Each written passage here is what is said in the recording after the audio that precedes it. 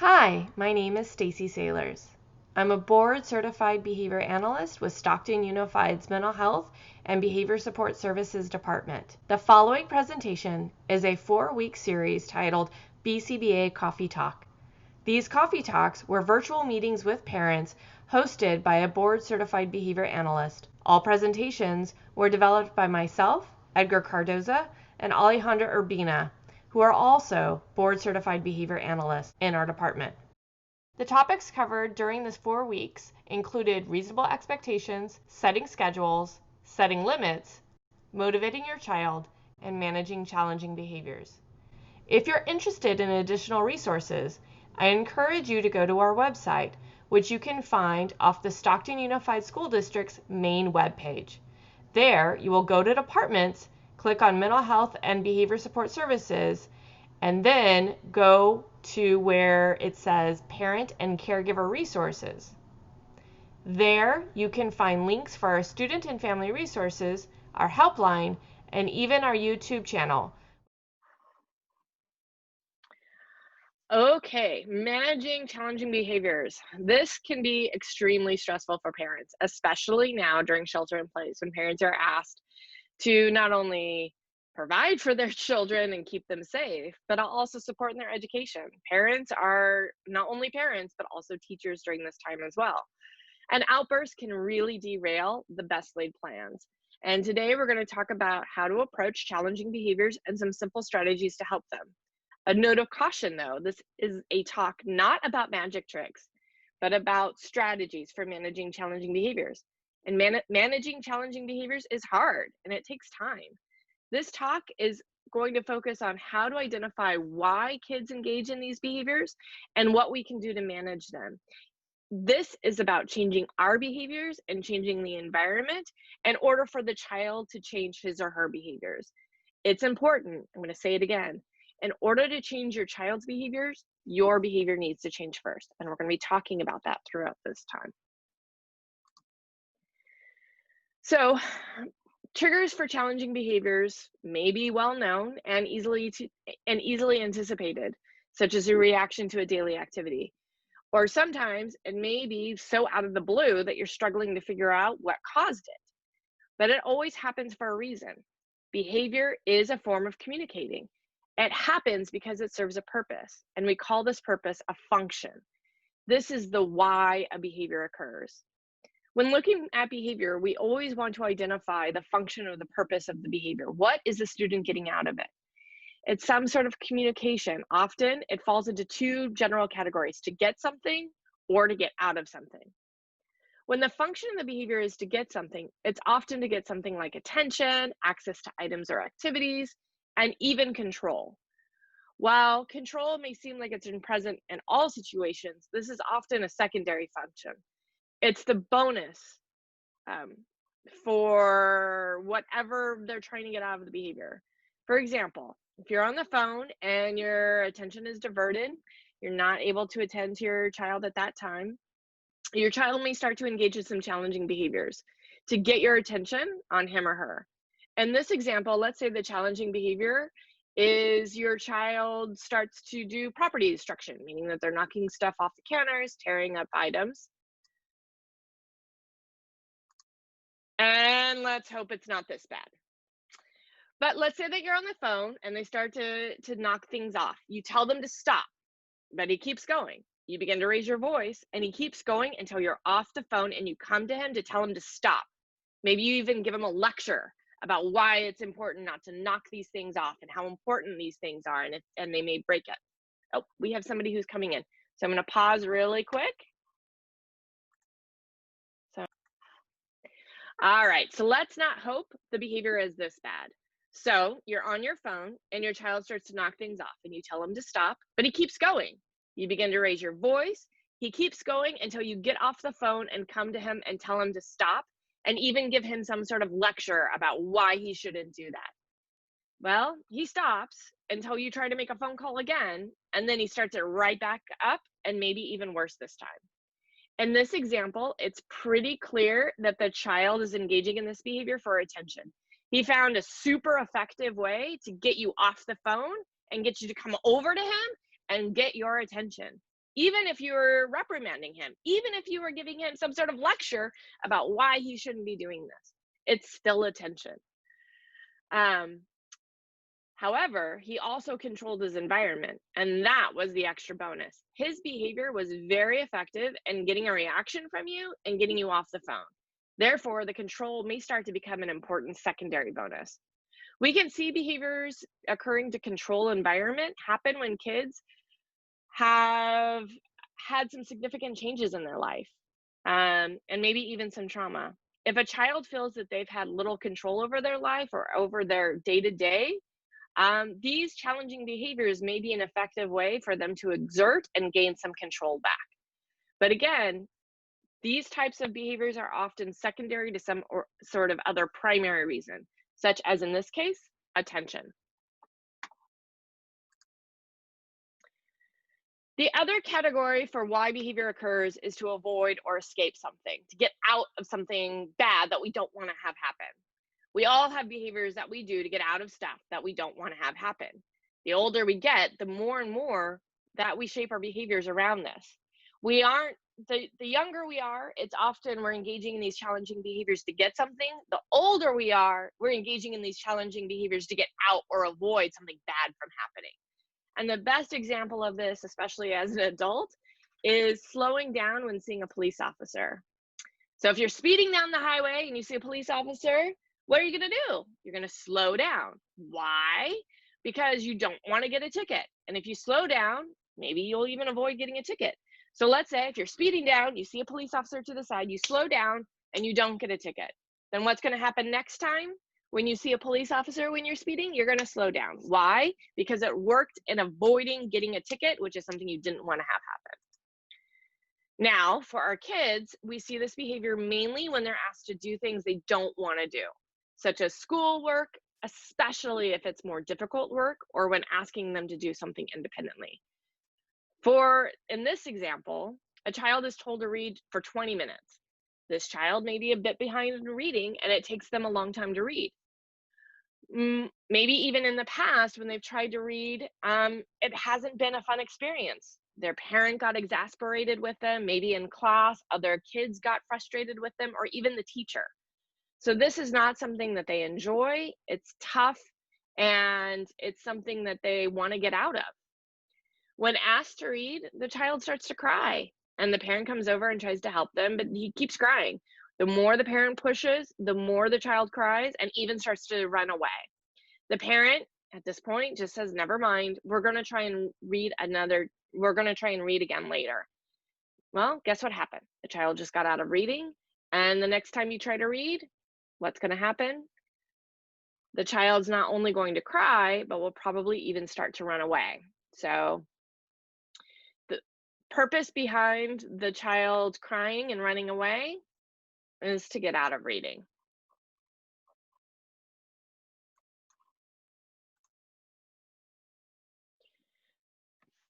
But behavior isn't always as simple. In these examples, it's pretty clear why the behavior happened. And like we said at the beginning, behavior can sometimes be highly anticipated, like you know what's going to happen, but sometimes it seems like it comes out of the blue. It can be messy, and it can be complicated. It can also happen for multiple reasons, especially when you're looking at having a child that's doing something that they want to do. Like maybe they're on their tablet, or they're on their device, or they're watching TV, or they're having fun with their siblings. And you say, no, I want you to stop doing that and do something that you don't want to do.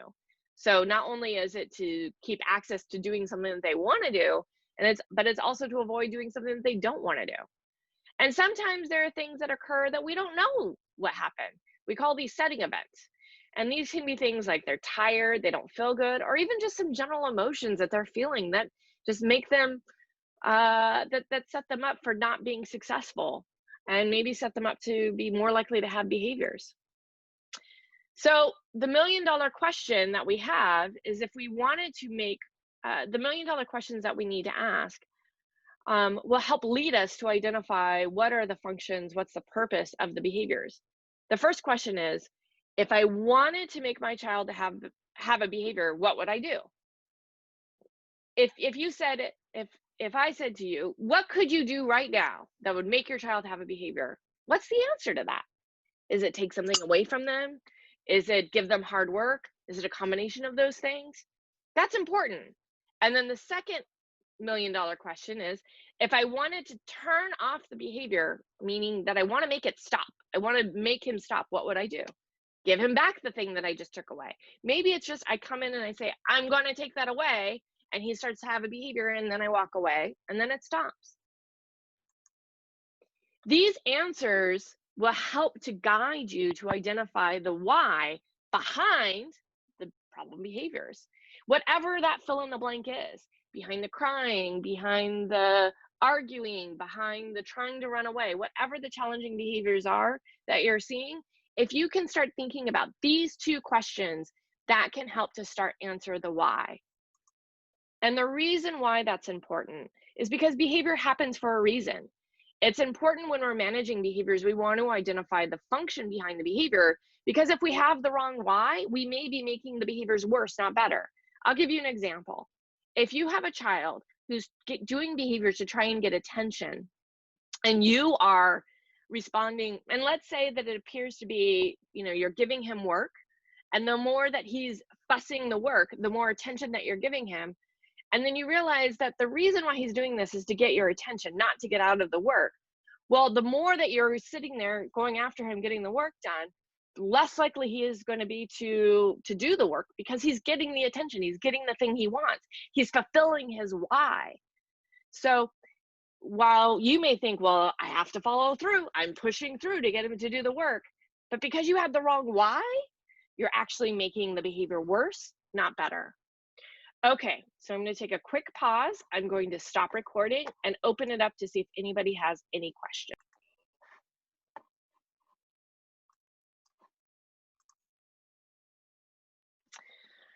Once we have the why, we can start to adjust how we behave. Remember, we need to change our behaviors first in order to change our children's behaviors. And preventing problem behavior doesn't mean walking on eggshells around your child or giving into what they want to avoid the meltdowns. It means having some clear expectations about what's feasible for you and your family, and setting up structures and supports, and establishing some time limits, such as house rules, and even agreeing upon those house rules. And it also means motivating some learning. All of these strategies build the foundation for positive behavior and make it less likely for problem behavior to occur. But we still want to plan for all those possibilities. During the past weeks of our BCBA coffee talks, we reviewed several of these strategies, including managing expectations, creating consistency and routines, setting limits, and motivating learning. All of these strategies to prevent problem behavior from happening have been addressed in our past weeks, which are up on our website. So I highly encourage you to go there to look at those videos. In addition, we also have some content from our EPIC parent training that was created by our mental health clinician, Justin Cesari. These videos cover several topics and are a great resource, and I highly recommend that you check them out. Okay, so like we said, when we're planning to identify, or we're planning to manage problem behaviors, we want to start with preventing. However, we need to have plans in place in case we can't prevent it. And here's a fun little quote: if you fail to plan, you are planning to fail. It is really important that we make a plan for what happens when things don't go the right way. And if the child engages in challenging behaviors, what are we going to do? And more than likely, if your child has been engaging in challenging behaviors or been having outbursts for a while, it's going to be hard to prevent that from occurring at all. So we really need to make sure that we're having a plan that's going to allow us to be consistent. It's going to take out all of our guesswork, and it's going to minimize our stress. In addition, this plan is going to help to change how we respond to them, and therefore change their behavior and start reducing those challenging behaviors from happening. That's what we want. We want these to happen less often. So a quick overview of how to respond to these challenging behaviors. And we're going to go over all of these strategies individually.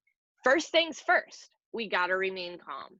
If we get emotional, then we're just going to, not only are we potentially feeding into their whys, especially if it's to get a reaction, if it's to get attention from you, but in addition, we're not taking care of ourselves first. We're not putting on our own oxygen mask. And sometimes, I mean, you guys, we're all human. I'm a parent.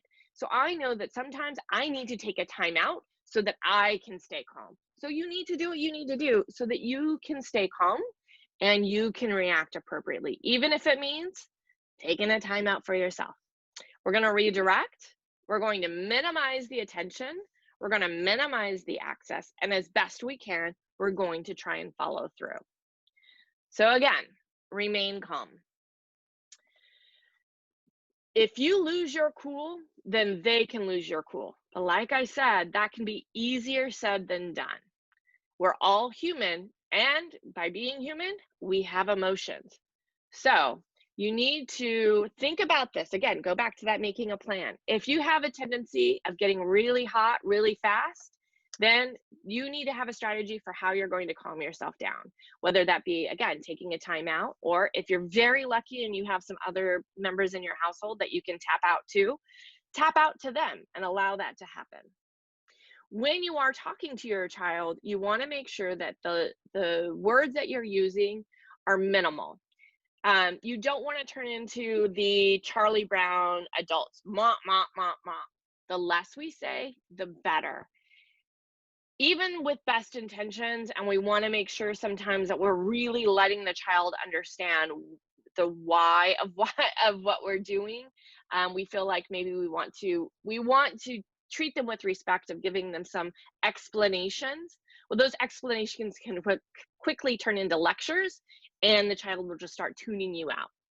You also want to make sure you're watching your tone. Keep it neutral and keep it respectful. How would you like to be addressed? You don't want to raise your voice, and you don't want to mock, and you don't want to belittle. The other thing you want to watch is your body language. That communicates more than your words. And especially if you have kids that are struggling with language, a lot of our kids, even especially in primary school, we see that they have some issues with really processing what they're hearing. And so when that happens, oftentimes how they kind of figure their way through life is by looking and reading that body language. So you really want to make sure how you're communicating and what your body language is saying is the same as the message that's coming out of your mouth. So you want to have an open body position. Try to avoid those crossed arms. Try to keep those arms at the side. Try to also kind of have your body in a side step. If you're square up in front of the kid, that can be a position of authority, and into a position that if that child is elevated and they see that you're squaring off against them, that's just going to elevate them even more. So again, you want to make sure that you're approaching them in a very positive and supportive way. Try to watch your facial expressions. Try to watch your eye contact. Make sure that you're looking at them, but maybe don't just stare them down, but really make sure you're making eye contact with them, but again, trying to avoid that stare down.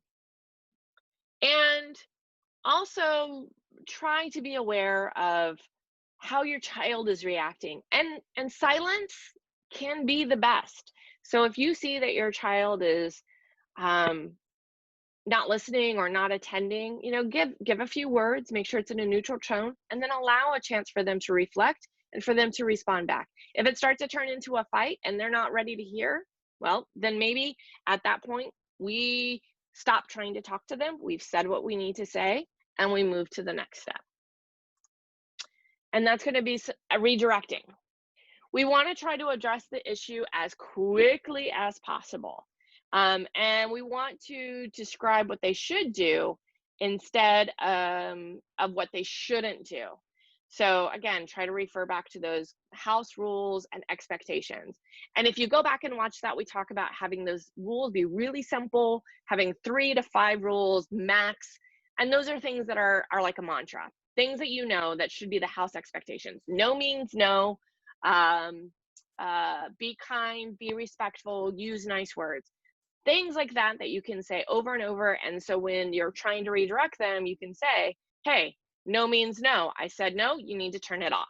Very quick, very respectful, but very clear to the point. So let's give an example. A student is starting to whine and complain about the work task that they have to do. You want to address it immediately. You can say, hey, I see you're frustrated. I know that this is really hard for you. And you have a ton of problems here that you have to do. How can you ask for help? Or what do you need help with? So you're trying to give them ways to engage in the behavior we want to see from them. Or what can you do when you're getting stuck? Let me see you get started. So once they get started, then you can provide them feedback and behavior-specific reinforcement. Oh my gosh, wow, you really did a good job with going through that. So again, you want to address the issues as quickly as possible. You want to tell them what they should be doing. You want to give them strategies for how to solve the behavior in a different way.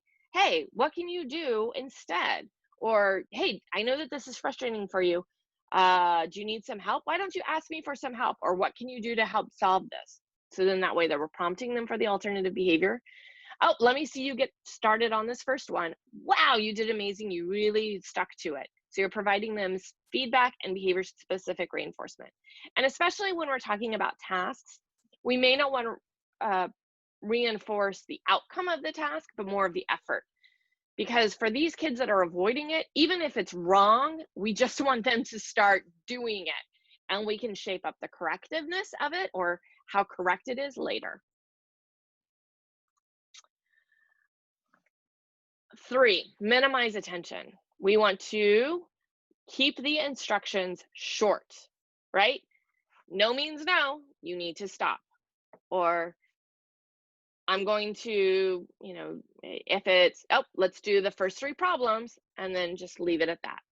Minimize the talking about what's wrong. This goes back to we want to avoid becoming Charlie Brown's parents. Avoid arguing, avoid that power struggle. If they start to fight with you, you have the control to walk away. Again, remember, that goes back to the why. Sometimes the why is because they want the attention, they want the reaction, they want the argument. And while it may feel good to argue with them, you're actually just making things worse. You're kind of feeding the beast at that point.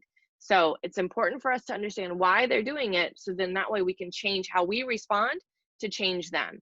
And again, avoid those negotiations. If you're going to negotiate at the beginning, not in the middle of the behavior, because then it starts to turn into bribery and the behavior is effective. Their behavior turns into something that's getting them. It may not get them out of it, but it definitely got them much less than what they had to do before. And minimize access. Not the time for choices. That moment has passed. So again, that goes back to if they're in the middle of the behavior, we don't want them to start, we don't want to start offering them choices at that moment. That should have come before the time, before we started having them do something that we knew was going to likely cause a behavior. That's when we could have offered the choices, not in the middle of an outburst, not in the middle of a problem behavior. We also want to avoid a time for treats or technology breaks in the middle of the behavior, because if they're starting to engage in a challenging behavior, we say, okay, you need to take a break and you can go ahead and go on your tablet. Well, guess what happened? They're engaging in this challenging behavior, and now we're allowing them to have the thing that they wanted. That doesn't mean that if they're engaging in an outburst, we may say, yes, go ahead and take a break, but it's going to be a break to calm down, not a break to play. We also know it's hard, but it's going to get easier. And we also want to allow some space and time to regroup. Like I said at the beginning, managing challenging behaviors is hard. And often when we start to change our behaviors, it's like we're the light bulb, especially if our kids have been doing this for a while. And they've gotten pretty good at it. They're pretty efficient with I engage in a challenging behavior and something happens, or my parents don't put any demands on me anymore because I'm too much of a problem when it happens. Then when you start changing things, it's going to be different for them. And they're likely going to kind of push the limits for you a bit. And so I would again say be prepared for that, because all of a sudden, when that light switch, if you're at a light switch and the light doesn't turn on, what do? We flip that light switch over and over and over. The kids, hey, I'm pushing the limits with you and you're not giving in. I'm pushing the limits with you and I'm not getting what I got before. So I'm going to push them a little harder. I'm going to push them a little bit differently until it's consistent. And then they start to say, oh, this is how things are. So that's why we say it's hard, but it's going to get easier. And again, allow for that time and space to regroup. We also want to be consistent with enforcing the rules. As soon as they get back on task, you want to praise and you want to follow through with what you said. That doesn't mean, again, that power struggle. If you said you need to read for 20 minutes, well, maybe that you need to read for 20 minutes lasts all day, meaning that they don't do anything else, but it's not a power struggle. It just says you can't do anything else until you read for 20 minutes. And then once they finally read for 20 minutes, it may take you 5 hours to get them to finally read for 20 minutes. But after 5 hours of them, waiting for them to finally read for 20 minutes, once they do it, you praise, you give them whatever they wanted, they get to have control again. And it's oh, I did this and now I got what I wanted. And those actions will speak louder than words. What you do will matter more than what you say.